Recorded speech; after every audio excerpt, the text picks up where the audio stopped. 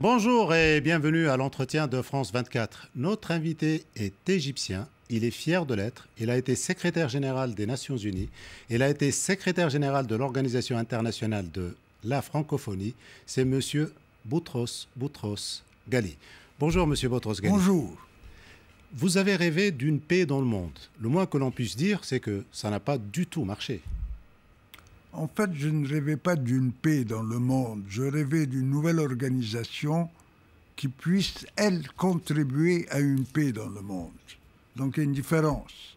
Je pensais que les Nations Unies, après, ont été créées à la suite de la Seconde Guerre mondiale, comme la Société des Nations a été créée après la fin de la Première Guerre mondiale et après la fin de la guerre froide, ce qui était aussi importante que la Seconde Guerre mondiale ou que la Première Guerre mondiale, mais qui était différente, je m'attendais à un renouveau des Nations Unies.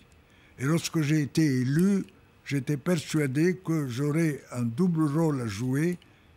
D'abord, diriger cette organisation, mais ensuite la renouveler. Malheureusement, c'était des illusions, je me suis trompé.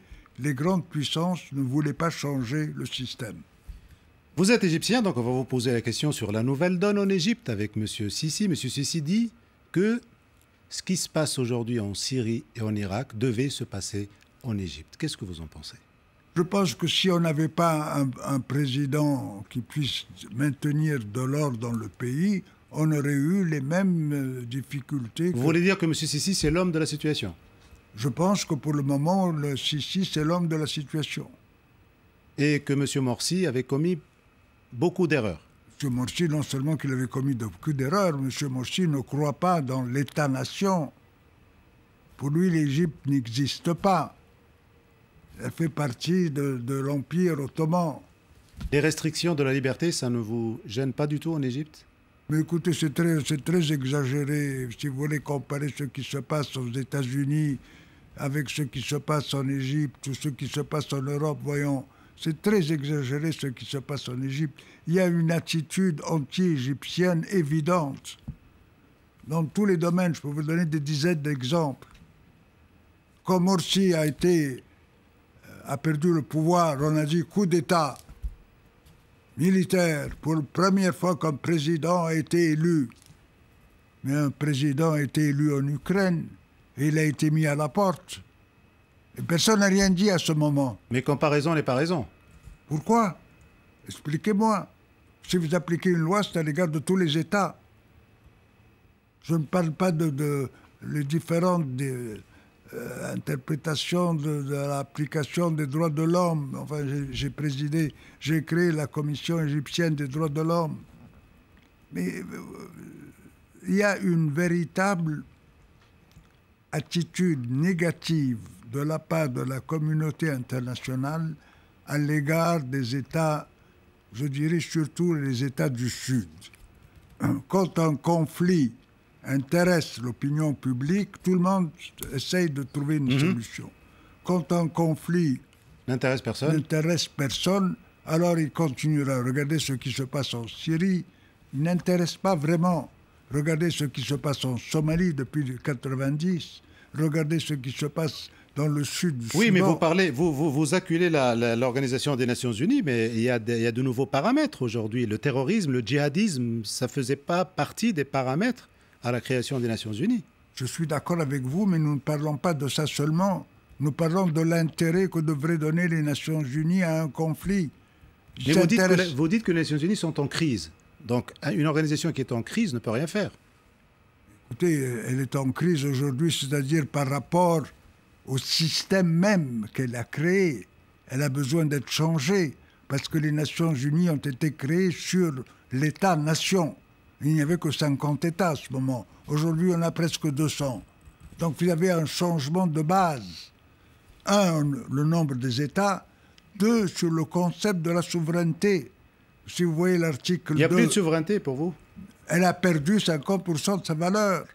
Vous avez l'article 2, paragraphe 6 ou 7 de la Charte des Nations Unies. Vous ne pouvez pas intervenir dans les affaires intérieures d'un État. Aujourd'hui, tous les jours, vous intervenez dans les affaires intérieures des États. Les Nations Unies ne sont pas intervenues en Irak. Et pourtant, on voit la situation en Irak, comment elle est. Mais je vous ai déjà dit qu'il y a deux catégories de conflits. Les conflits qui intéressent la communauté internationale, ils interviennent. Et les conflits qui n'intéressent pas la communauté internationale, ils ne les Et qui laissent. est responsable de ce qui se passe en Irak aujourd'hui? Écoutez, certainement que les Américains sont responsables, mais les Irakiens sont d'abord responsables. C'est facile pour les peuples de cette partie du monde de dire ce sont les Américains, ce sont les Européens, etc. Mais vous êtes vous-même responsables. Et les Nations Unies devraient intervenir à nouveau en Irak? Certainement. Quel est le rôle des Nations Unies? Ils ont été créés pour intervenir dans les conflits, pour essayer de trouver des solutions aux conflits. Ils ont envoyé une première fois Kofi Annan, représentant des Nations Unies et de la Ligue arabe, puis Akhdar Ibrahimi. C'était pas sérieux. Puisque vous avez parlé de M. Ibrahimi, donc ce que vous voyez en Syrie, c'est un échec aussi de la communauté internationale? Certainement. Mais évidemment. Et Qu'est-ce que fait la communauté internationale? Et vraiment? quelles solutions peut-on prôner? Ah, ça, je ne sais pas quelles sont les solutions, mais ce que je veux dire, c'est qu'il faut que les Nations Unies... Mais vous ne voyez pas que la donne a changé? On a misé sur la chute de Bachar al-Assad, puis tout d'un coup, on voit d'autres phénomènes en Syrie. Je ne pense pas qu'ils ont peut-être misé. Ce qui compte pour moi, c'est qu'ils ne s'intéressent pas vraiment à ce conflit. Ils ne mettent pas le paquet pour trouver une solution à ce conflit. Voilà ce que je veux dire. Maintenant, qu'on est en faveur de A au début, puis en faveur de B ensuite, etc., ce n'est pas ce qui compte. Si vous avez un conflit, vous aurez dû intervenir avant que le conflit n'éclate. C'est de la prévention. Vous avez dû intervenir une fois que le conflit a été réglé pour ne pas qu'il y ait un renouvellement du conflit. Il y a une action préventive que j'ai développée dans l'agenda pour la paix, présentée en mai 81 ou 92.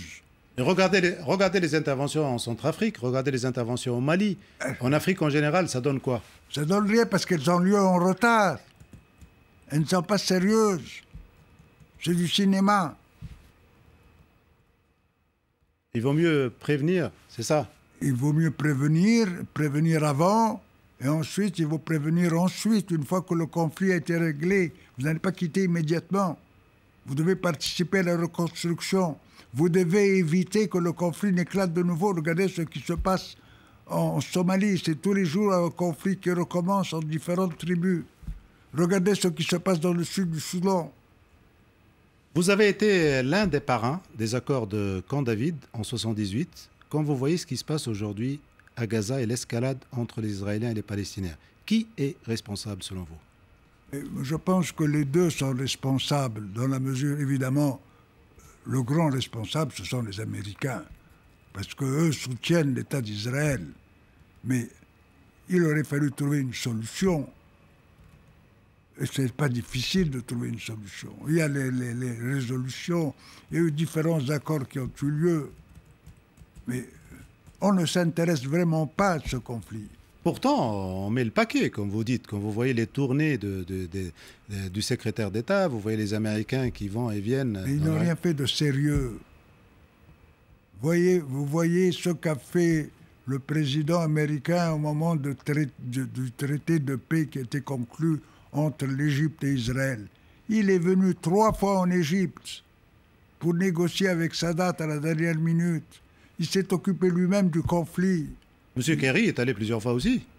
C'est pas sérieux, c'est pas le président des États-Unis qui vient, c'est pas toute la machine administrative américaine qui est intéressée à ce conflit. Mais les Palestiniens endossent une responsabilité quelconque. Ils endossaient une responsabilité dans la mesure où ils étaient divisés en deux groupes. Maintenant, ils se sont associés. Est-ce que cette association va durer? Est-ce que cette association est véritable? Je ne sais pas. Quand le printemps arabe a éclaté, vous étiez optimiste. L'êtes-vous toujours? Je n'ai jamais été optimiste, c'est pas vrai. Non. Je pense qu'on aurait dû trouver des solutions et éviter cet éclatement, ces changements. La situation de l'Égypte a duré... Il nous faudra des années pour réparer tout ce qui s'est passé durant les dernières années en Égypte. Est-ce que vous pensez qu'il va y avoir plus de divisions dans différents pays du monde? Écoutez, nous avons l'expérience de ce qui s'est passé en Yougoslavie. Nous avons l'expérience de ce qui s'est passé. Vous parlez de la Yougoslavie de Tito. De Tito, en 5 ou 6 États, je ne me rappelle plus. Vous avez que ce qui s'est passé au sud du Soudan. Vous avez ce qui s'est passé entre l'Éthiopie et l'Érythrée. Ce qui se passe en Irak. Vous avez ce qui se passe maintenant en Irak. Donc vous avez un phénomène nouveau qui est dû à l'affaiblissement de l'État-nation. Vous avez une sorte de repli identitaire face à la mondialisation qui complique encore les choses. Donc on ne va même pas profiter de la mondialisation. Et les Nations Unies auront à intervenir dans des domaines qui ne sont pas les domaines des Nations Unies, normalement. Non, qui sont des domaines nouveaux. Le terrorisme, par exemple. Oui, mais ça a été prévu, tout ceci. Il faut intervenir, il faut payer, il faut mettre de l'argent. L'argent manque? La volonté d'intervenir manque sérieusement. Et très souvent, on utilise ça pour des fins propres à leur propre politique. Monsieur Boutros Ghali, merci beaucoup. C'est moi qui vous remercie. Merci à vous de nous avoir suivis. Restez avec nous sur France 24.